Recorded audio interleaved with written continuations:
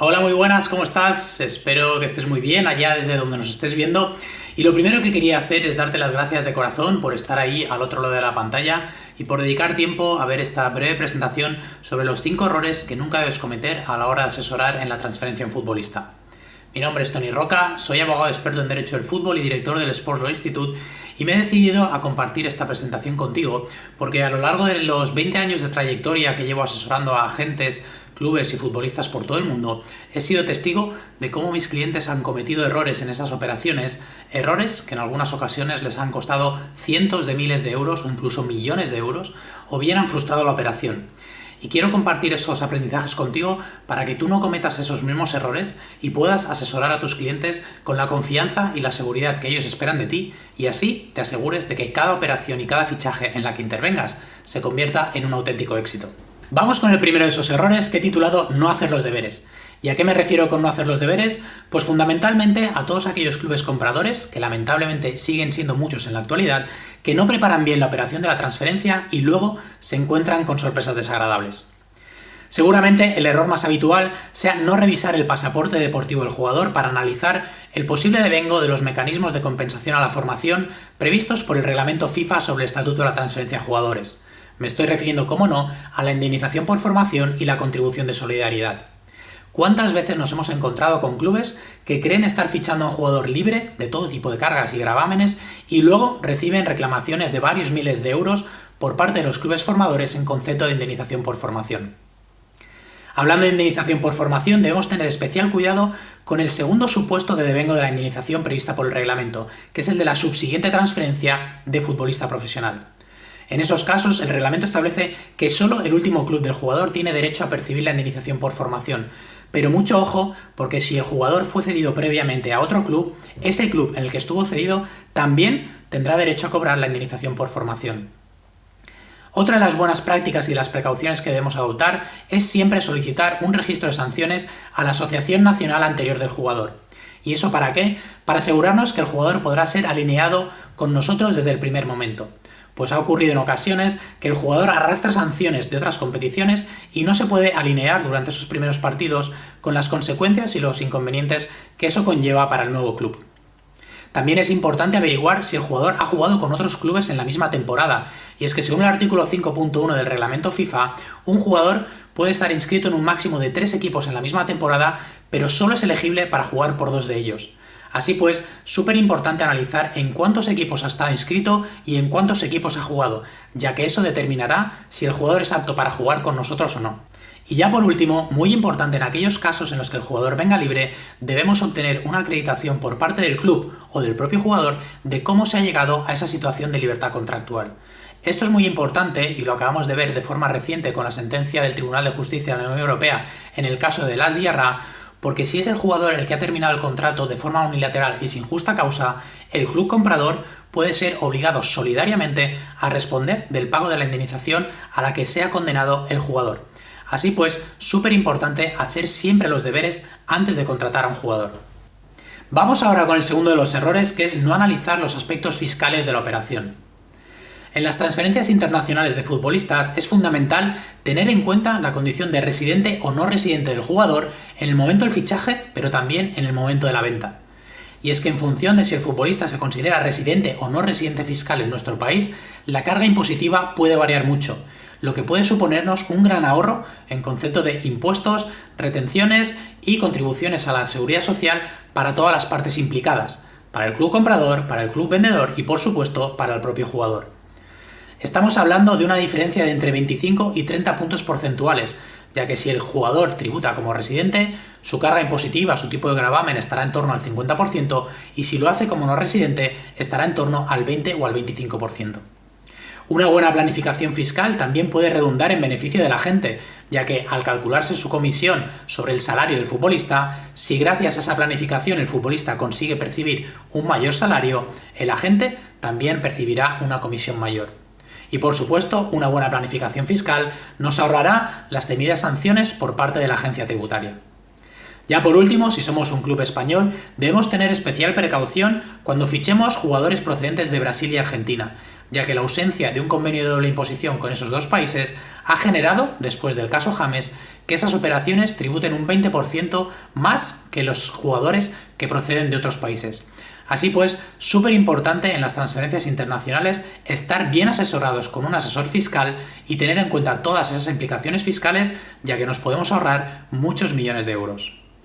Error número 3, y este es muy importante si vamos a asesorar al club vendedor en la operación: no pactar de forma muy clara las condiciones económicas de la transferencia. Y aquí los errores que se cometen son muchos, pero los más importantes son los 5 que he seleccionado y que ves en pantalla. Empezando por no establecer de forma clara en el contrato si el precio de la transferencia es un precio neto o bien bruto, es decir, si el club comprador va a poder deducir de ese precio algunos gastos, como por ejemplo impuestos, comisiones de agentes, solidaridad y formación, etc. Otro error muy habitual es la no inclusión de garantías en caso de impago.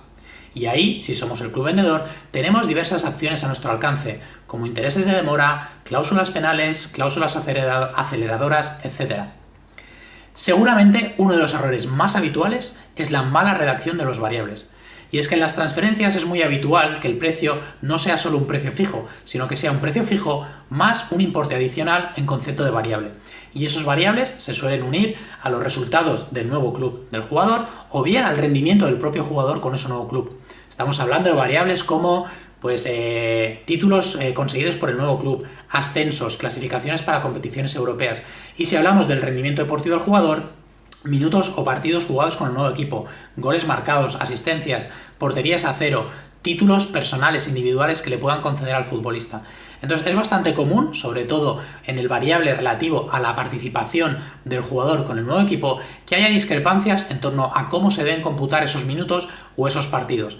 Así pues, muy importante tomar la precaución de determinar de forma clara cómo se computan y cuándo se pagan esos variables. Y si hablamos de variables, por supuesto, debemos hacer una mención especial al sell-on fee, que es sin duda alguna el variable más importante de todos. Una cláusula de sell-on fee o de participación en una venta futura es aquella cláusula por la que el club vendedor se garantiza su participación en caso de que ese jugador sea subsiguientemente transferido por parte del club comprador. Y normalmente se estructura como un porcentaje de ese futuro precio de venta. Y aquí, dado que el porcentaje, la participación del club vendedor se calcula sobre el precio de transferencia, es muy importante que determinemos de forma clara cómo se calcula, ya que el precio de transferencia y consiguientemente la participación del club vendedor podemos estar hablando de millones de euros. Así pues, importante tomar la precaución de redactar con el máximo detalle posible esa cláusula del sell-on fee. La magnitud sobre la que se devenga, las fechas y las formas de pago, si se devenga en caso de pago de cláusula de rescisión, si se devenga en caso de pago de una indemnización al amparo del artículo 17 del Reglamento sobre el Estatuto de la Transferencia de Jugadores, etcétera, etcétera, etcétera. Y ya por último, otro de los errores que vemos habitualmente es una mala redacción sobre quién es el responsable del pago de la solidaridad y la formación. Y es que si bien desde 2023 la solidaridad y la formación se paga de forma automática a través de la Cámara de Compensación, seguimos viendo cláusulas muy mal redactadas sobre quién es el club que será responsable de soportar finalmente el coste del pago de estos mecanismos de compensación por la formación. Vamos ahora con el cuarto error, que es la no inclusión de las condiciones suspensivas. Y es que si nos queremos garantizar la validez y los plenos efectos de la transferencia, es esencial que condicionemos la misma al cumplimiento de determinadas condiciones. Empezando por la firma del contrato de transferencia por parte del propio jugador. Y es que, aunque tanto la jurisprudencia de FIFA como del TAS han determinado que la firma del jugador no es un elemento esencial para la validez del contrato en sí, sí que es una precaución altamente recomendable. También es importante someter la transferencia a la firma por parte del jugador del contrato de trabajo con el nuevo club. Porque lo que no queremos en modo alguno, como ha ocurrido en alguna ocasión, es que tengamos un contrato de transferencia plenamente válido, es decir, que estemos obligados al pago del precio de la transferencia y sin embargo nos hayamos quedado sin el jugador porque no hemos llegado a un acuerdo con él. También podemos condicionar la transferencia a la superación del reconocimiento médico por parte del jugador. Y aquí debemos hacer una distinción, y es que el artículo 18.4 del Reglamento FIFA sobre el Estatuto de la Transferencia de Jugadores establece que la validez de un contrato no puede supeditarse a los resultados positivos de un examen médico. Pero, y esto es importante, está haciendo referencia el reglamento al contrato de trabajo del jugador con el club, no al contrato de transferencia. Así pues, podemos y debemos someter la validez del contrato de transferencia a la superación del reconocimiento médico. Otra condición suspensiva muy habitual y muy recomendable es la de someter la validez del contrato de transferencia a la recepción de parte o de la totalidad del precio de la misma. Y ya por último, también podemos someter la transferencia a la recepción del CTI. Y aquí, nuevamente, debemos hacer referencia al Reglamento sobre el Estatuto de la Transferencia de Jugadores, más concretamente al artículo 9.1, que dice que el CTI se expedirá gratuitamente sin condiciones ni plazos. Nuevamente aquí el reglamento se está haciendo referencia a que el CTI no podemos condicionar la expedición del CTI a ningún tipo de condición, pero lo que sí podemos y debemos hacer, en algunos casos, si así lo deseamos, es condicionar la validez de toda la operación, es decir, de toda la transferencia, a que el CTI se reciba de forma correcta por parte de nuestra propia asociación. Vamos ya con el quinto y último de los errores, y para mí uno de los más importantes, que es la mala elección del foro. Y es que ya podemos tener el mejor contrato de transferencia del mundo, que si nos hemos equivocado a la hora de elegir el foro, ese contrato puede acabar siendo papel mojado.